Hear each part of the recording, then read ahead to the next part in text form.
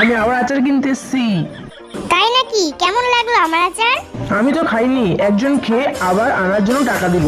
ঠিক আছে, আপনি একবার খেয়ে দেখুন। এটা আমার বরের তৈরি আচার, এখানে কোনো ভেজাল নেই। এটা ভালো কলা দিয়ে তৈরি আচার। দিন দেখি একবার খাই। বাহ, সত্যি খুব ভালো খেতে তো।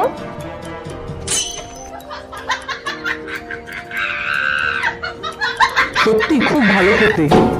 তাহলে আমি বলেছিলাম না ভালো খেতে হবে? সবাই খায় আচার। খুব ভালো খেতে। এ কি, আপনি কি সব খেয়ে নেবেন নাকি?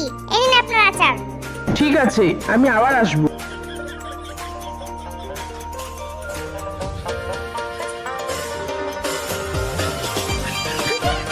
এই যে, আমি আপনার জন্য আচার নিয়ে এসেছি।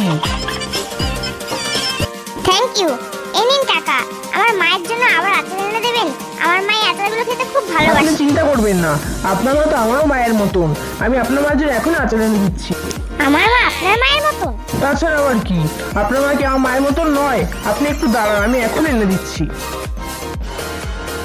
দিদি, আমি আবার এসেছি, আপনার সব আচার আমি কিনে নেব। বাবা, আপনার এই আচার খেতে এত ভালো লেগেছে? হ্যাঁ, এই আচারগুলো আমার পরিবারের জন্য নেব। ঠিক আছে, আমি এর ধারে জিনিস দেবো না, আগে টাকা দিতে হবে তারপর জিনিস।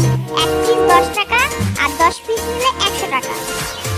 উনি আমাকে 20 টাকা পিস দেবে, তার মানে 10 পিস 200 টাকা। বাহ, 100 টাকা আমার লাভ, খুব ভালো। আচ্ছা ঠিক আছে, আপনি এই নিন টাকা আর আমাকে 10 পিস দিন। এই নিন আপনার 10 পিস আচার।